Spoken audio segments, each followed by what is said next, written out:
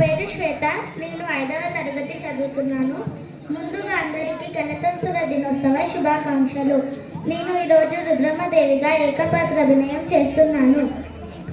రుద్రమదేవి అను నేను ప్రజల ధనం, మానం, ప్రాణం, ముఖ్యంగా ఆడవాళ్ళ కోసం ఎంత కష్టాన్నైనా ఓర్చుకుంటానని, మీకోసం పని చేస్తానని ప్రమాణం చేస్తున్నాను.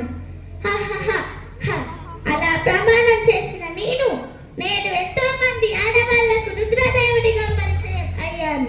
మా నాన్న గణపతి దేవునికి పుత్ర సంతానం లేదు, అందుకని నన్ను మీ అందరికి రుద్రదేవుడిగా పరిచయం చేశారు. పాలన కోసం కష్టపడ్డాను, ఎంతో కష్టపడ్డాను. మన రాజ్యాన్నే గెలిపించాను. అలా సుభిష్టంగా జరుగుతున్న నా పాలనలో నేను మీ రుద్రమదేవినని తెలిసింది. ఒప్పుకోలేదు. కొంతమంది సామంతులు నన్ను ఒప్పుకోలేదు. బాధపడ్డాను. మా నాన్నని అలా నిలదీస్తుంటే బాధపడ్డాను. ఎంతో బాధపడ్డాను.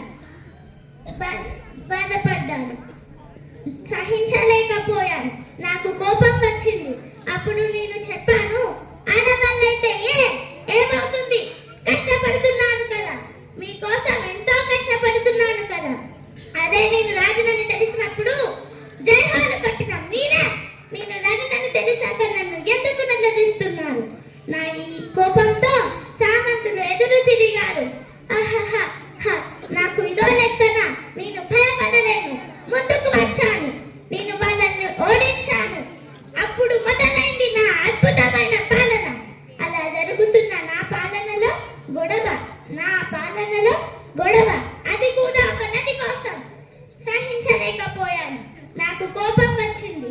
అప్పుడు నేను అన్నాను, ఒక తల్లి పాలు తాగి అన్నా చెల్లెళ్ళు అక్క తమ్ముళ్ళు అయినప్పుడు ఒకే నది నీళ్లు తప్పి బ్రతికేటోళ్ళం.